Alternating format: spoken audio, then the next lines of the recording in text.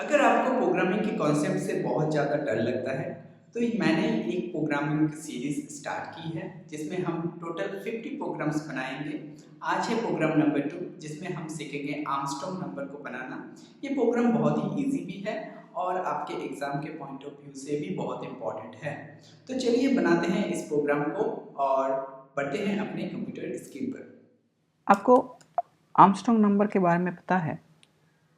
अगर है तो वेल एंड गुड, अगर नहीं है तो हम एक बार रिवाइज कर लेते हैं। छोटा सा रिवीजन है। तो एक नंबर है 153। अब इसका हमने क्यूब निकालना है, एक एक डिजिट का। मतलब 1 का क्यूब कितना हुआ 1, 5 का क्यूब 125 और 3 का क्यूब 27। अब इन तीनों को अगर आप सम करोगे तो आपको फिर से 153 ही मिलेगा। तो ये एक आर्मस्ट्रॉन्ग नंबर है। अब इसी चीज़ को हमें प्रोग्रामिंग में करना है। तो चलिए स्टार्ट करते हैं वीडियो को। यूज़र से एक नंबर इनपुट लेते हैं,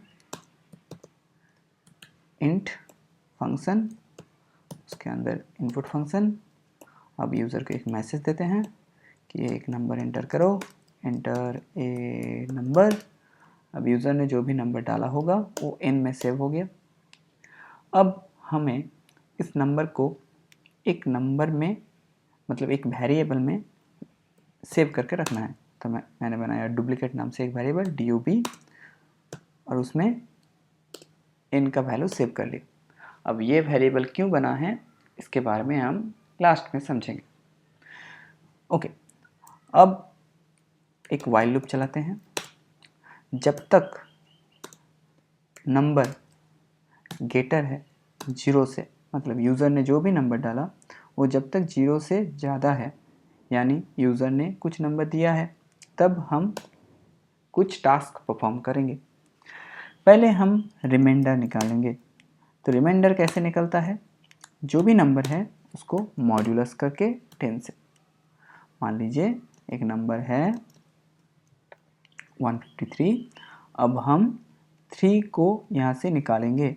तो 3 को निकालने के लिए 153 को मॉड्यूलस करना पड़ेगा 10 से, तब हमको 3 मिल जाएगा। ठीक है, ओके। अब उसके बाद क्या करना है? हमें बनाना है टोटल नम से एक वेरिएबल और इसका बाय डिफ़ॉल्ट वैल्यू हमको 0 करना है।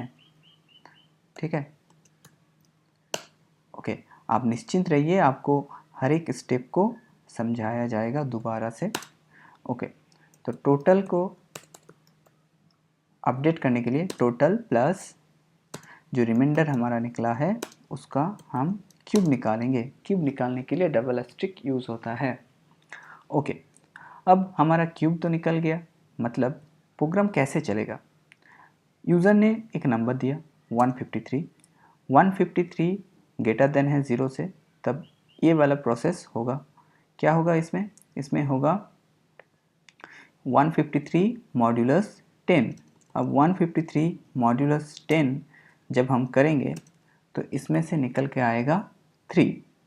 ओके, रिमाइंडर निकलता है तो 3 आ गया। अब 3 का जो क्यूब है वो है 27, तो 27 यहाँ पर आ गया, इस जगह पर 27 आ जाएगा। और टोटल में है 0, तो 0 प्लस 27 टोटल वेरिएबल हो जाएगा 27। अब नेक्स्ट टाइम हमें n का वैल्यू डिक्रीज़ करना है 1 से। मतलब n का वैल्यू पहले से क्या था 153, मान लीजिए यूज़र ने दिया 153, तो पहले बार में निकला 3 का जो क्यूब, उसके बाद 5 का क्यूब निकालना है ना। तब 5 का अगर क्यूब निकालना चाहते हैं तो 153 को 15 बनाना पड़ेगा। तो ये कैसे होगा? 153 को 15 कैसे बनाएं? इसके लिए आपको n डिवाइड 10 करना है। अब मैंने डबल स्लैश क्यों दिया? ताकि पॉइंट में वैल्यू ना आए 5.0 या फिर 5.12 ऐसा कुछ वैल्यू ना आए, हमें पूरा इंटीजर में वैल्यू मिले। ओके, यहाँ तक हो गया। अब हमारा प्रोग्राम बन के रेडी हो गया।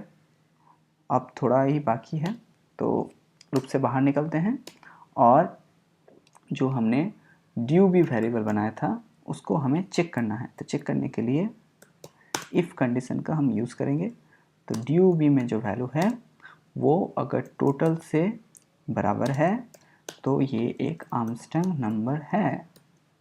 तो प्रिंट करते हैं Armstrong number.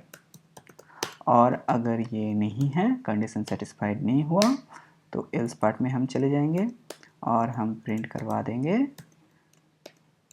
Not an Armstrong number. Easy सा तो है। ओके, तो चलिए इसको हम ड्राई रन करके भी देखते हैं ताकि आपको एक एक स्टेप समझ में आए। तो पहले हमने यूज़र से इनपुट लिया, यूज़र ने इनपुट दिया 153, एंटर दबाया, इंट में कास्ट कर लिया तो ये हो गया 153। अब डीयूबी वेरिएबल में हमने इसको कॉपी कर लिया था तो 153 कॉपी हो गया डीयूबी वेरिएबल में। राइट साइड में आप देखिए यहाँ पर वेरिएबल सेक्शंस में। ओके, अब टोटल का वैल्यू है 0, टोटल वेरिएबल में वैल्यू हो गया 0। n में कितना सेव था 153, तो 153 ग्रेटर देन 0 है, ट्रू है, ट्रू है। तो अब परफॉर्म होगा स्टेप n मॉड्यूलस 10 मतलब 153 मॉड्यूलस 10, तो यहाँ से हमें मिल जाएगा 3 हम रिमाइंडर में सेव कर लेंगे। राइट साइड में देखिए रिमाइंडर में 3 सेव हो गया। अब 3 का क्यूब निकलेगा तो टोटल में था तो 0 और 3 का क्यूब मतलब हो गया 27, तो टोटल का वैल्यू अपडेट होके 0 से हो जाएगा 27 हो गया। अब n को हमें डिक्रीज करना है। अगर हम नहीं डिक्रीज करें मतलब तब क्या होगा कि 3 का ही क्यूब निकलेगा बार बार, तो हम तो ये नहीं चाहते अगली बार 5 का क्यूब निकले। तो n को हमें डिक्रीज करना है एक डिजिट। तो 153 से n हो गया 15। देखिए अपडेट हो गया राइट साइड में वैल्यू। अब 15 ग्रेटर देन 0 है, हाँ ग्रेटर देन 0 है। तो 15 से अगर मॉड्यूलस करें 10 को तब आएगा 5। देखिए 5 आ गया। अब 5 का हम रिमाइंडर निकालेंगे, टोटल में था 27। अब 5 का क्यूब 125 प्लस 27 152, टोटल वेरिएबल 27 से अपडेट होके हो गया 152। अब n को वापस से हम एक डिजिट घटाएंगे तो 15 है, तो 15 से अब 10 डिवाइड करके यहाँ पर आ गया 5, ठीक है। तो n हो गया 1 ग्रेटर देन 0 है, हाँ है। अब 1 मॉड्यूलस 10 ये वाला स्टेप जो है यहाँ पर मैं आपको थोड़ा समझाना चाहूँगा कि 1 मॉड्यूलस 10 जब होता है मतलब 10 0 0 नीचे में आता है 1, आएगा रिमाइंडर 1। ये मैथ में नहीं होता मगर प्रोग्रामिंग में होता है, 10 0 0 भी होता है। तो 152 और रिमाइंडर 1 का क्यूब कितना आएगा 1, 153 आ गया। डिवाइड करेंगे तो आएगा कोसेंट कितना 0, देखिए 0 आ गया। ओके, 0 ग्रेटर देन 0 फॉल्स है, बाहर आ जाएंगे लूप से। और डब में देखिए कितना सेव है, जो डुप्लीकेट वेरिएबल हमने बनाया था। देखिए n 0 हो गया मगर डुप्लीकेट वेरिएबल में हमने यूज़र का जो वैल्यू है वो सेव करके रख लिया था। अब हम चेक कर सकेंगे कि डुप्लीकेट टोटल से सेम है कि नहीं। तो अगर सेम है तो ये आर्मस्ट्रॉन्ग नंबर है, तो ये सेम है, तो ये आर्मस्ट्रॉन्ग नंबर है। अगर आपको ये वीडियो पसंद आया तो आप इसे लाइक कर सकते हैं। अगर कुछ भी डाउट हो तो आप हमारे कमेंट सेक्शन में कमेंट कर सकते हैं, मैं उसका रिप्लाई ज़रूर दूंगा। और हमारे व्हाट्सएप ग्रुप के साथ आप जुड़ सकते हैं फ्यूचर में बहुत सारे अपडेट्स के लिए। तो मिलते हैं नेक्स्ट वीडियो में, तब तक आप नया कुछ सीखते रहिए और दूसरों को भी सिखाते रहिए।